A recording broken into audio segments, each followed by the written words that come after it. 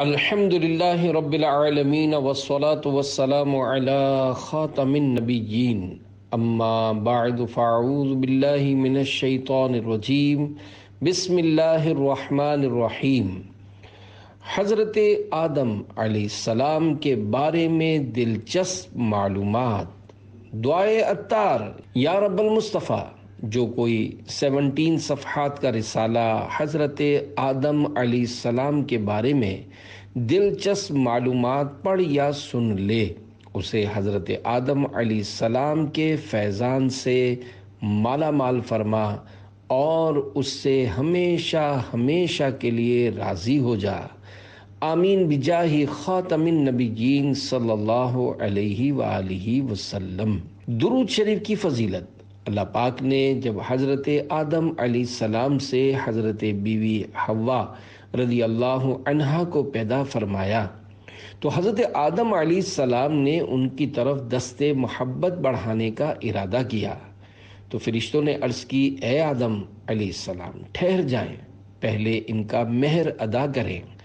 آپ علیہ السلام نے فرمایا، ان کا مہر کیا ہے؟ فرشتوں نے عرض کی، ان کا مہر یہ ہے کہ آپ ہمارے سردار محمد مصطفیٰ صلی اللہ علیہ وآلہ وسلم پر 3 یا 10 بار درود پاک پڑھیں۔ چنانچہ آپ علیہ السلام نے درود پڑھا اور فرشتوں کی گواہی سے آپ علیہ السلام کا حضرت بی بی حوا رضی اللہ عنہا سے نکاح ہو گیا۔ اس سے معلوم ہوا کہ نبی کریم صلی اللہ تعالی علیہ وآلہ وسلم ہر موجود چیز کے لیے وسیلہ ہیں، یہاں تک کہ اپنے والد حضرت آدم علیہ السلام کا بھی وسیلہ ہیں۔ حوا سے جب آدم کا عہد مہر درود ہوا، آدم سے وہ نور خدا زوجہ کو تفویض ہوا۔ لا الہ الا اللہ آمنا برسول اللہ صلو علی الحبیب صلی اللہ علی محمد۔ سب سے پہلے انسان اور پہلے رسول۔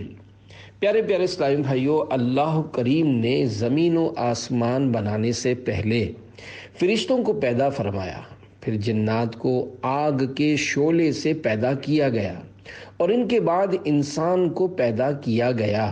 سب سے پہلے انسان اللہ پاک کے پیارے پیارے نبی حضرت آدم علیہ السلام ہیں اور آپ پہلے رسول بھی ہیں جو شریعت لے کر اپنی اولاد کی جانب بھیجے گئے۔ حضرت نوح علیہ السلام کو اول الرسل اس وجہ سے کہا جاتا ہے کہ آپ علیہ السلام کفر و شرک پھیلنے کے بعد سب سے پہلے مخلوق کی ہدایت کے لیے بھیجے گئے۔ حضرت آدم علیہ السلام پہلے خلیفۃ اللہ بھی ہیں، جیسا کہ پارہ 1 سورۃ البقرہ آیت نمبر 30 میں ارشاد ہوتا ہے، وَإِذْ قَالَ رَبُّكَ لِلْمَلَائِكَةِ إِنِّي جَاعِلٌ فِي الْأَرْضِ خَلِيفَةً۔ ترجمہ کنز ایمان۔ اور یاد کرو جب تمہارے رب نے فرشتوں سے فرمایا، میں زمین میں اپنا نائب بنانے والا ہوں۔ اس آیت کی تفسیر میں ہے، خلیفہ اسے کہتے ہیں جو احکامات جاری کرنے اور دیگر اختیارات میں اصل کا نائب ہوتا ہے۔ اگرچہ تمام انبیاء علیہ السلام اللہ پاک کے خلیفہ ہیں، لیکن یہاں خلیفہ سے حضرت آدم علیہ السلام مراد ہیں، اور فرشتوں کو حضرت آدم علیہ السلام کی خلافت کی خبر اس لیے دی گئی کہ وہ ان کے خلیفہ بنائے جانے کی حکمت معلوم کریں اور ان پر خلیفہ کی عظمت و شان ظاہر ہو کہ ان کو پیدائش سے پہلے ہی خلیفہ کا لقب عطا کر دیا گیا ہے اور آسمان والوں کو ان کی پیدائش کی خوشخبری دی گئی۔ اللہ پاک اور اس کے رسول صلی اللہ علیہ وآلہ وسلم کی سنت۔ اے عاشقان رسول، اللہ کریم اس سے پاک ہے کہ اسے کسی سے مشورے کی ضرورت ہو۔ البتہ یہاں خلیفہ بنانے کی خبر فرشتوں کو ظاہری طور پر مشورے کے انداز میں دی گئی۔ اس سے اشارتاً معلوم ہوتا ہے کہ کوئی اہم کام کرنے سے پہلے اپنے ماتحت افراد سے مشورہ کر لیا جائے تاکہ اس کام سے متعلق ان کے ذہن میں کوئی بات ہو تو اس کا حل ہو سکے، یا کوئی ایسی مفید رائے مل جائے جس سے وہ کام مزید بہتر انداز سے ہو جائے۔ اللہ پاک نے اپنے پیارے پیارے آخری نبی صلی اللہ علیہ وآلہ وسلم کو بھی صحابہ کرام رضی اللہ عنہم سے مشورہ کرنے کا قرآن کریم میں حکم ارشاد فرمایا۔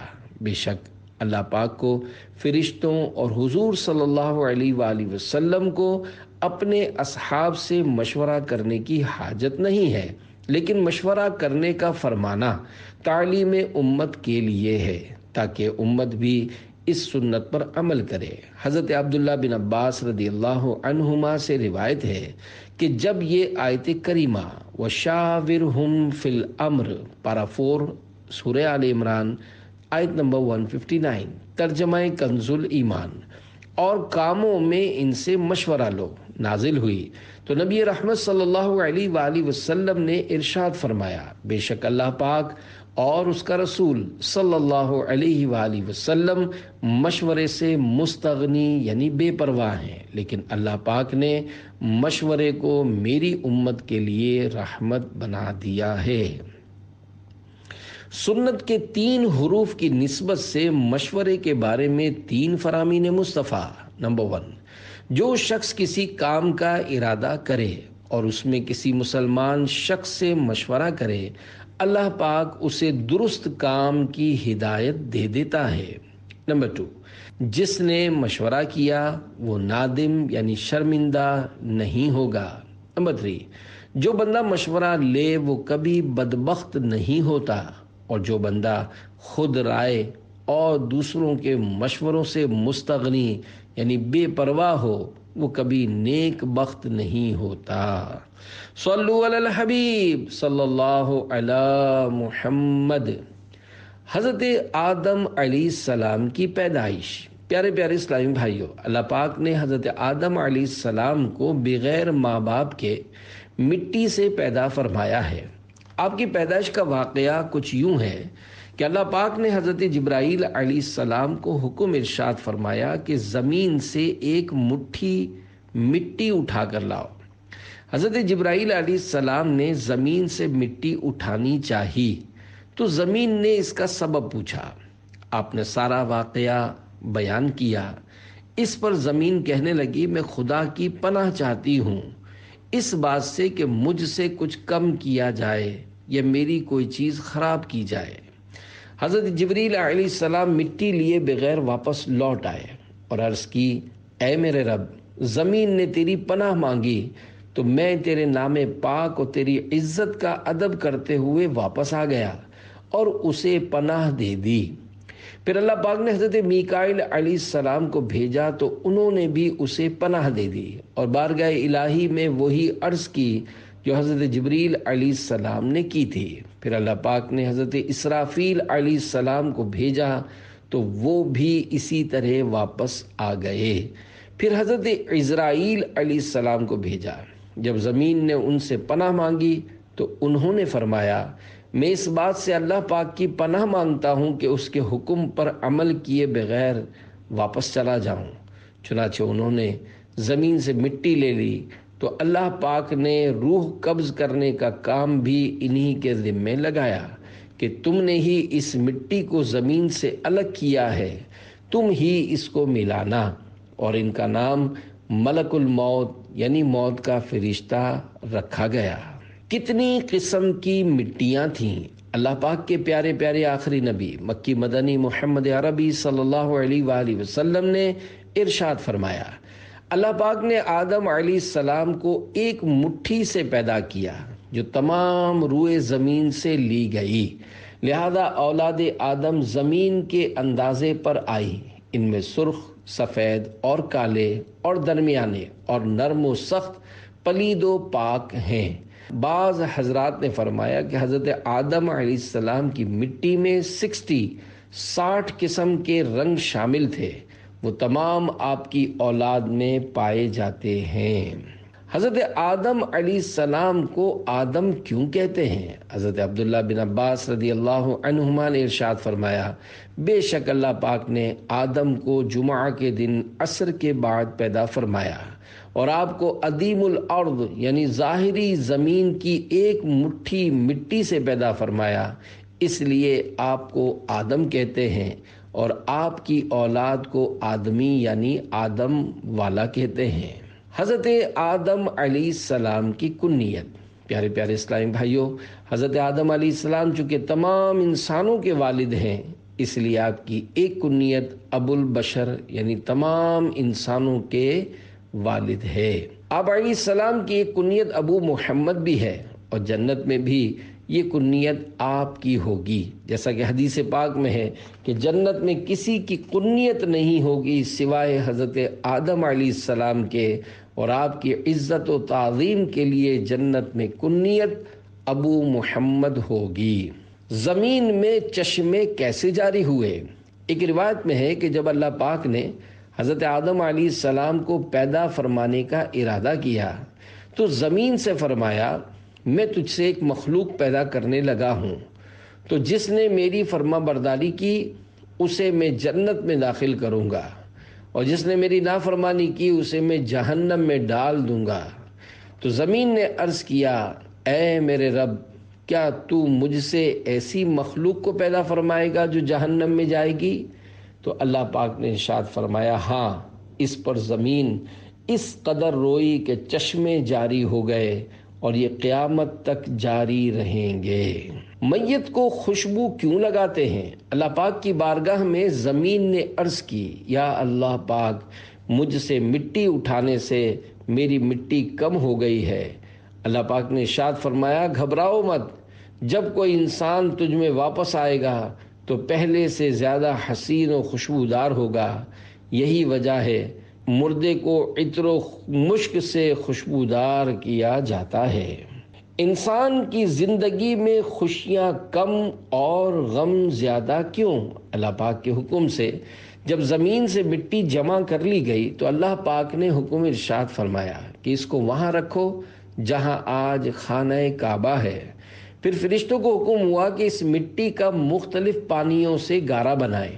پھر اس پر 40 دن بارش ہوئی، 39 دن غم کی اور 1 دن خوشی کی۔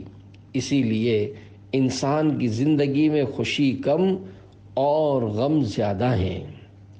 کھجور، انگور اور انار کی پیدائش۔ حضرت آدم علیہ السلام کا مبارک خمیر جس مٹی سے تیار ہوا، اس سے بچ جانے والی مٹی شریف سے کھجور کا درخت بنایا گیا، جیسا کہ مسلمانوں کے چوتھے خلیفہ حضرت مولا علی شیر خدا رضی اللہ عنہ بیان کرتے ہیں کہ حضور صلی اللہ علیہ وآلہ وسلم نے ارشاد فرمایا، کھجور کا احترام کرو، کیونکہ یہ تمہارے والد حضرت آدم علیہ السلام کی بچی ہوئی مٹی سے پیدا کی گئی ہے۔ اور ایک روایت میں ہے کہ کھجور، انار اور انگور کو حضرت آدم علیہ السلام کی بچی ہوئی مٹی سے پیدا کیا گیا ہے۔ حضرت آدم علیہ السلام کی مبارک صورت۔ پیارے پیارے اسلامی بھائیوں، جب حضرت آدم علیہ السلام کے مبارک وجود کے لیے گارا بنا لیا گیا تو اسے ہواؤں کے ذریعے اتنا خشک کیا گیا کہ وہ بجنے والی مٹی کی طرح ہو گیا، جیسے ٹھیکری۔ پھر اللہ پاک نے فرشتوں کو حکم ارشاد فرمایا کہ اس کو مکے اور طائف کے درمیان وادی نعمان میں عرفات کے پہاڑ کے نزدیک رکھ دو۔ اس کے بعد اللہ پاک نے اپنے دست قدرت سے حضرت آدم علیہ السلام کا وجود بنایا۔ فرشتوں نے پہلے کبھی ایسی خوبصورت شکل و صورت نہیں دیکھی تھی، اس لیے وہ حضرت آدم علیہ السلام کا مبارک وجود دیکھ کر بڑے حیران ہوئے اور ان کے ارد گرد تعجب سے دیکھتے رہے۔ ابلیس لعین کی بد نصیبی۔ حضرت انس رضی اللہ عنہ کی روایت میں ہے کہ حضور پر نور صلی اللہ علیہ وآلہ وسلم نے ارشاد فرمایا، جب اللہ پاک نے جنت میں حضرت آدم علیہ السلام کی صورت بنائی تو جب تک اسی حالت میں رکھنا چاہا تو انہیں چھوڑے رکھا۔ ابلیس ان کے آس پاس گردش کرنے لگا، وہ دیکھتا تھا کہ یہ کیا چیز ہے۔ تو جب اس نے انہیں خالی پیٹ دیکھا تو سمجھ گیا کہ یہ ایسی مخلوق پیدا کی گئی ہے جو اپنے اوپر قابو نہ رکھے گی، یعنی یہ مخلوق شہوت اور غصے کے وقت اپنے نفس پر قابو نہ رکھے گی اور شیطانی وسوسے آسانی سے دور نہ کر سکے گی۔ ایک اور روایت میں ہے کہ حضرت آدم علیہ السلام کے مبارک وجود کو دیکھ کر ابلیس نے یہ بھی کہا، ہاں اس کے سینے کی بائیں جانب ایک بند کوٹھڑی ہے، یہ خبر نہیں کہ اس میں کیا ہے، شاید یہی وہ لطیفہ ربانی کی جگہ ہو جس کی وجہ سے یہ خلافت کا حقدار ہوا ہے۔ ابلیس نے فرشتوں سے پوچھا، اگر اسے یعنی حضرت آدم علیہ السلام کو تم سے افضل بنایا گیا تو تم کیا کرو گے؟ انہوں نے کہا، ہم اللہ پاک کا حکم مانیں گے۔ بدبخت شیطان لعین اپنے دل میں کہنے لگا، اگر اسے مجھ سے افضل بنایا گیا تو میں اس کے تابع نہیں رہوں گا۔ مشہور غلط فہمی۔ بعض لوگ کہتے ہیں کہ حضرت آدم علیہ السلام کے مبارک جسم میں روح ڈالنے سے پہلے شیطان نے ان پر معاذ اللہ تھوکا تھا اور اس تھوک سے کتا پیدا ہوا۔ اس واقعے کے بارے میں حضرت مفتی وقار الدین رحمت اللہ علیہ فرماتے ہیں، کتا بننے کی یہ روایت بے بنیاد اور لغو یعنی فضول ہے، صحیح روایت میں اس کا کوئی تذکرہ نہیں ملتا۔ کتے کی اولاد آدم سے محبت کی وجہ۔ حضرت امام حکیم ترمذی رحمت اللہ علیہ فرماتے ہیں، اللہ پاک نے جب حضرت آدم علیہ السلام کو زمین پر بھیجا تو شیطان نے درندوں کو آپ علیہ السلام کے خلاف بھڑکا دیا، جس کے نتیجے میں کتے نے سب سے پہلے آپ پر حملہ کیا۔ اتنے میں حضرت جبرائیل علیہ السلام اترے اور عرض کی، اپنا ہاتھ اس پر رکھیں۔ حضرت آدم علیہ السلام نے ایسا کیا تو کتا سکون میں آ گیا، مانوس ہو گیا اور آپ کی حفاظت کرنے لگا۔ کتے کی طبیعت میں قیامت تک کے لیے اولاد آدم کی محبت رکھ دی گئی۔ جمعہ کو جمعہ کہنے کی وجہ۔ پیارے پیارے اسلامی بھائیو، جمعہ کے معنی ہے مجتمع ہونا، مکمل ہونا۔ جمعہ کو جمعہ اسی لیے کہتے ہیں کہ اس دن میں حضرت آدم علیہ السلام کے جسم شریف کی تکمیل ہوئی۔ فرمان آخری نبی صلی اللہ علیہ وآلہ وسلم، بہترین دن جس میں سورج نکلے وہ جمعہ کا دن ہے۔ اسی دن حضرت آدم علیہ السلام کو پیدا کیا گیا، اسی دن انہیں جنت سے زمین پر اتارا گیا، اسی دن ان کی توبہ قبول فرمائی گئی، اسی دن ان کی وفات ہوئی اور اسی دن قیامت قائم ہوگی۔ یہاں حضرت آدم علیہ السلام کی پیدائش سے مراد یا تو ان کے جسم شریف کی تکمیل ہے یا جسم شریف میں روح پھونکنا مراد ہے، کیونکہ حضرت آدم علیہ السلام کے جسم کی ساخت تو بہت عرصہ تک ہوتی رہی، ہر قسم کی مٹی، پانی کا جمع فرمانا، پھر اس کا خمیر کرنا، پھر اعضائے ظاہری باطنی کا بنانا، پھر بہت روز تک سکھانا، اس میں بہت دن لگے۔ یہ ایک دن اور ایک ساعت میں نہیں ہوا۔ دوشنبہ مصطفیٰ کا جمعہ آدم سے بہتر ہے، سکھانا کیا لحاظ حیثیت خو تعامل کو۔ الفاظ معنی۔ دوشنبہ پیر شریف کا دن، خو تعامل سوچنے کی عادت۔ شرح کلام رضا۔ میرے آقا اعلی حضرت بڑی پیاری بات فرما رہے ہیں کہ اللہ پاک کے پیارے پیارے آخری نبی مکی مدنی محمد عربی صلی اللہ علیہ وآلہ وسلم ہی کی وجہ سے ساری کائنات کو پیدا کیا گیا۔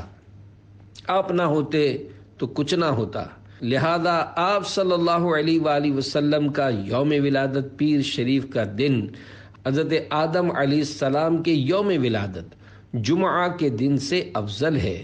سوچ و بچار کی عادت کو یہ سمجھانا مشکل نہیں ہے، کیونکہ آپ صلی اللہ علیہ وآلہ وسلم تو حضرت آدم علیہ السلام کے بھی آقا اور سارے نبیوں کے سردار شہنشاہ ابرار ہیں۔ صلو علی الحبیب صلی اللہ علی محمد۔ انسان کے جسم سے روح نکلتے وقت تکلیف کیوں ہوتی ہے؟ اللہ پاک نے جب روح کو حضرت آدم علیہ السلام کے جسم میں داخل ہونے کا حکم ارشاد فرمایا تو روح نے عرض کیا، یا اللہ پاک، یہ جگہ نہایت گہری اور اندھیری ہے، 3 بار حکم الہی ہوا اور تینوں بار روح نے یہی عرض کی تو اللہ پاک نے فرمایا نہ چاہتے ہوئے داخل ہو رہی ہے تو پھر نکلنے میں بھی سخت تکلیف ہوگی۔ یہی وجہ ہے کہ جب انسان کے جسم سے روح نکلتی ہے تو سخت تکلیف ہوتی ہے۔ تفسیر نعیمی میں ہے، بعض روایات میں ہے، تب نور مصطفیٰ صلی اللہ علیہ وآلہ وسلم سے وہ مبارک قالب یعنی وجود جگمگا دیا گیا، یعنی وہ نور پیشانی آدم علیہ السلام میں امانت رکھا گیا۔ اب روح آہستہ آہستہ داخل ہونے لگی۔ سب سے پہلے چھینک کس کو آئی؟ سب سے پہلے روح سر مبارک میں داخل ہوئی تو حضرت آدم علیہ السلام کو چھینک آئی۔ اللہ پاک نے آپ کے دل میں الحمدللہ کہنے کا الہام فرمایا تو آپ نے الحمدللہ پڑھا۔ اس پر خود اللہ کریم نے یرحمک اللہ فرمایا۔ اب بھی چھینکنے والے کو الحمدللہ کہنا چاہیے اور سننے والے پر واجب ہے کہ فوراً یرحمک اللہ کہے۔ خزانہ العرفان صفحہ 3 پر تحتاوی کے حوالے سے چھینک آنے پر حمد الہی کو سنت مؤکدہ لکھا ہے۔ جب روح کمر شریف تک پہنچی تو آپ علیہ السلام نے اٹھنا چاہا مگر نیچے تشریف لے آئے کیونکہ نیچے کے حصے تک ابھی روح نہیں پہنچی تھی۔ جب تمام جسم میں روح پہنچ گئی تو اللہ پاک نے آپ کو ارشاد فرمایا اے آدم میں کون ہوں؟ حضرت آدم علیہ السلام نے عرض کیا تو اللہ ہے، تیرے سوا کوئی عبادت کے لائق نہیں۔ اللہ پاک نے ارشاد فرمایا تم نے صحیح کہا۔ ترمذی شریف میں ہے کہ اللہ پاک نے آپ کو ارشاد فرمایا اے آدم فرشتوں کی اس بیٹھی ہوئی جماعت کے پاس جاؤ اور کہو السلام علیکم۔ چنانچہ انہوں نے السلام علیکم کہا تو فرشتوں نے جواب دیا علیک السلام ورحمۃ اللہ۔ پھر آپ علیہ السلام اللہ پاک کی بارگاہ میں واپس حاضر ہوئے تو اللہ پاک نے ارشاد فرمایا یہ تمہارا اور تمہاری اولاد کا آپس میں سلام ہے۔ سلام کی برکتیں۔ پیارے پیارے اسلامی بھائیوں، اس واقعے سے یہ بھی پتہ چلا کہ سلام کرنا بہت پرانی سنت ہے۔ فیضان سلام عام کریں اور خوب رحمت خداوندی سے حصہ پائیں۔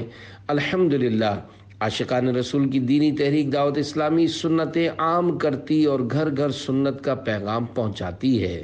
72 نیک اعمال کے رسالے میں نیک عمل نمبر 30 ہے۔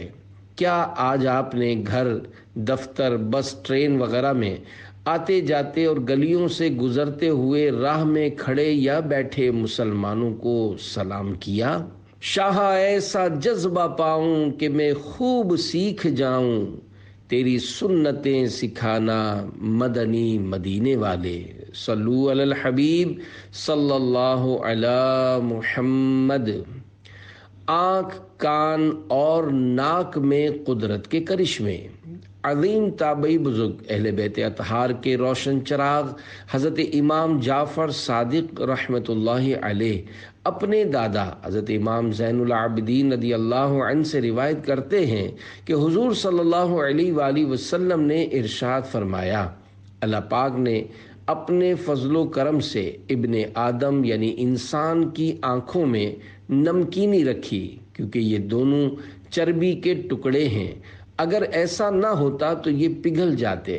اللہ پاک نے ابن آدم پر مہربانی کرتے ہوئے اس کے کانوں میں کڑواہٹ رکھی جو کیڑے مکوڑوں کے لیے رکاوٹ ہے، کیونکہ اگر کوئی کیڑا کان میں داخل ہو جائے تو دماغ تک پہنچ جائے، لیکن جب کڑواہٹ چکھتا ہے تو نکل بھاگتا ہے۔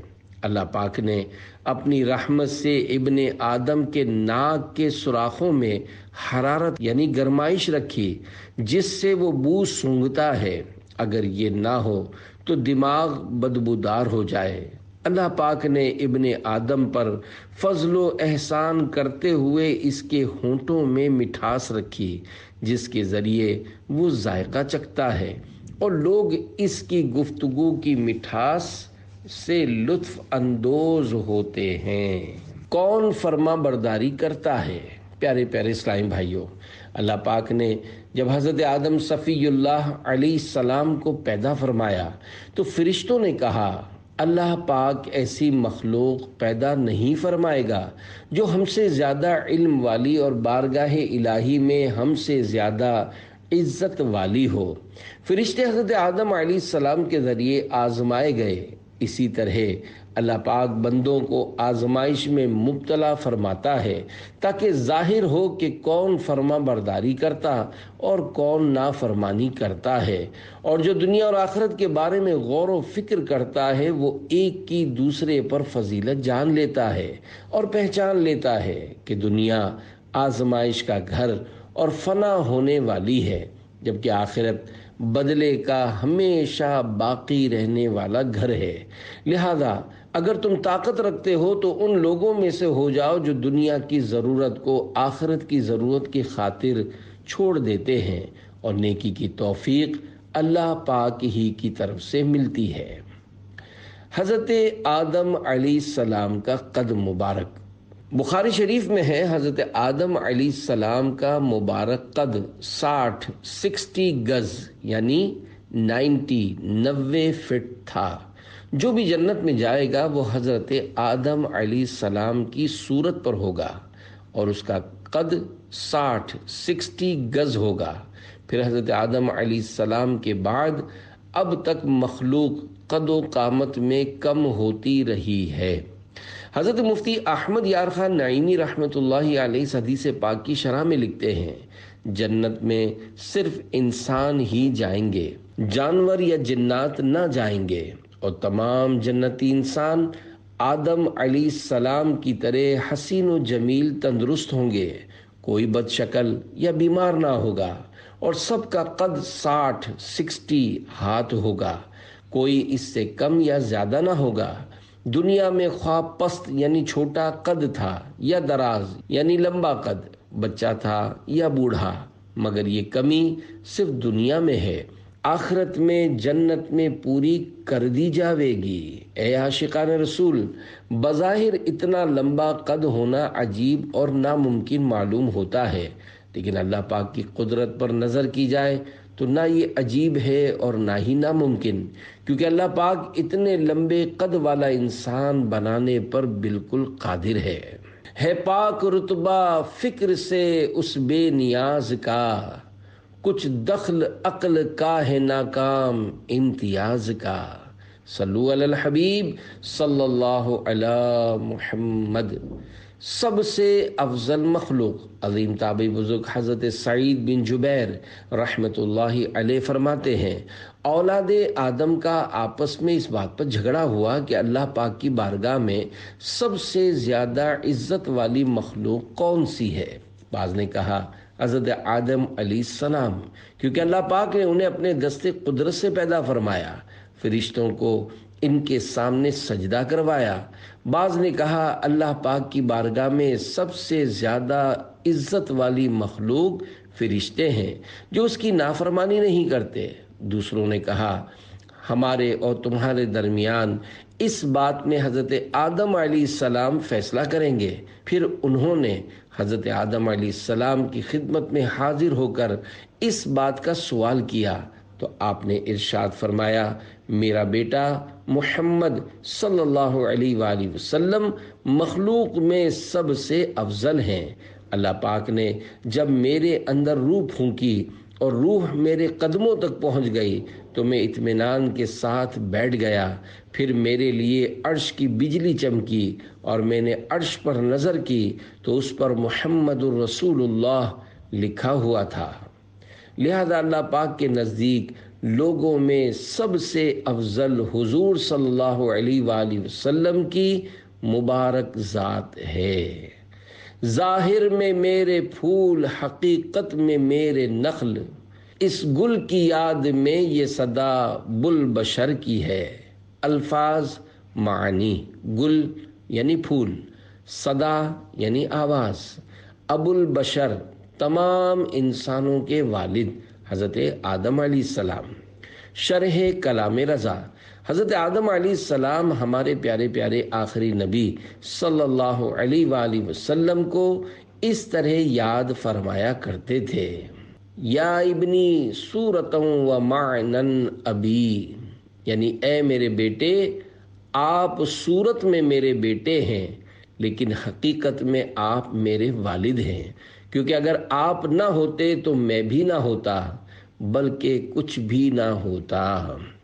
وہ جو نہ تھے تو کچھ نہ تھا، وہ جو نہ ہو تو کچھ نہ ہو، جان ہے وہ جہان کی، جان ہے تو جہان ہے۔ صلو علی الحبیب صلی اللہ علی محمد۔ جنتی اور جہنمی اللہ پاک کی عطا سے غیب کی خبریں بتانے والے پیارے پیارے آقا صلی اللہ علیہ وآلہ وسلم نے ارشاد فرمایا، اللہ پاک نے حضرت آدم علیہ السلام کو پیدا فرمایا، پھر ان کی پیٹھ پر اپنا سیدھا ہاتھ پھیرا تو اس سے ان کی اولاد نکلی۔ اللہ پاک نے فرمایا میں نے انہیں جنت کے لیے پیدا فرمایا ہے، یہ جنتیوں والے کام کریں گے۔ پھر دوبارہ ان کی پشت پر ہاتھ پھیرا تو اس سے اولاد نکلی۔ پھر فرمایا میں نے انہیں جہنم کے لیے پیدا کیا ہے، یہ لوگ دوزخیوں والے کام کریں گے۔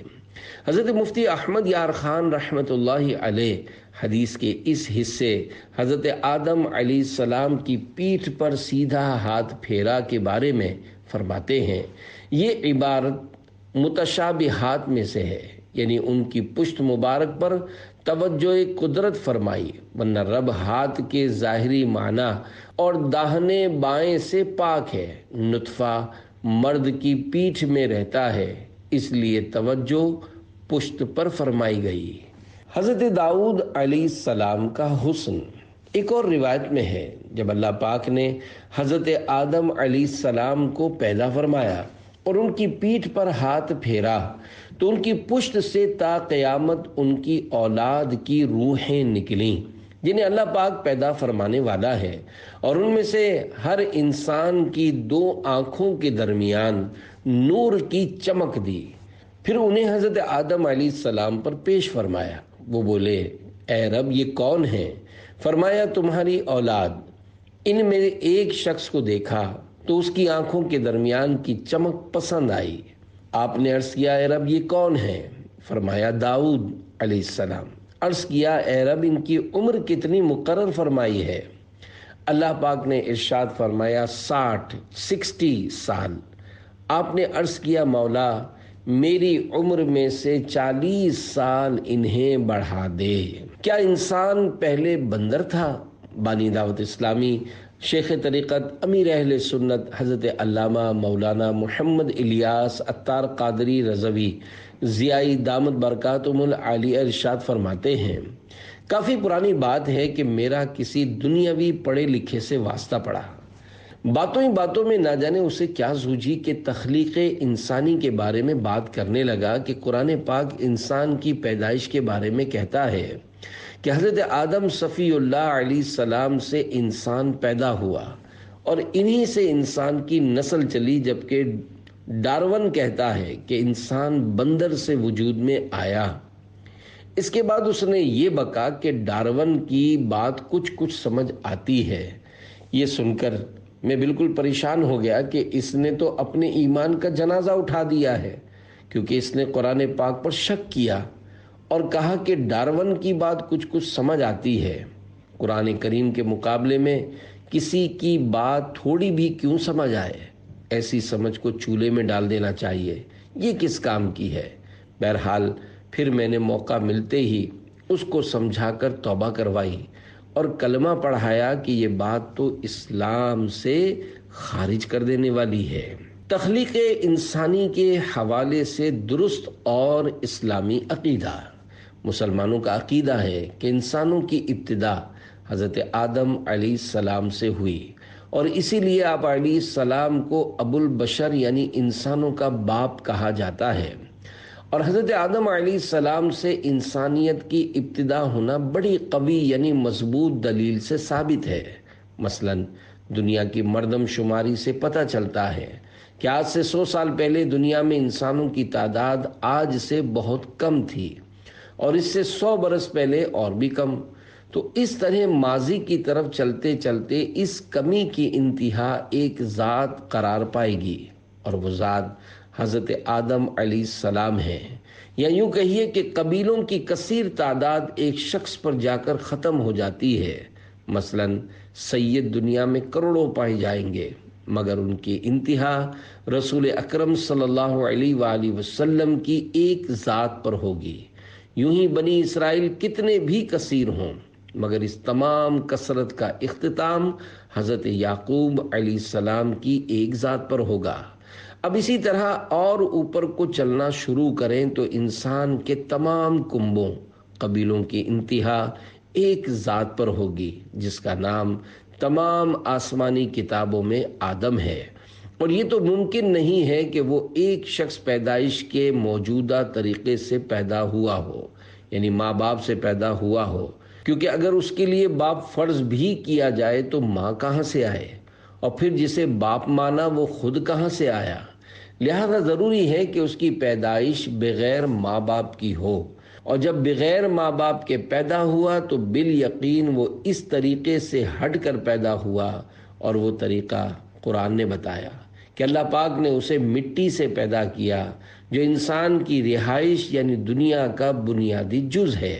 پھر یہ بھی ظاہر ہے کہ جب ایک انسان یوں وجود میں آ گیا تو دوسرا ایسا وجود چاہیے جس سے نسل انسانی چل سکے، تو دوسرے کو بھی پیدا کیا گیا، لیکن دوسرے کو پہلے کی طرح مٹی سے بغیر ماں باپ کے پیدا کرنے کے بجائے جو ایک شخص انسانی موجود تھا اسی کے وجود سے پیدا فرما دیا، کیونکہ ایک شخص کے پیدا ہونے سے 9 موجود ہو چکی تھی۔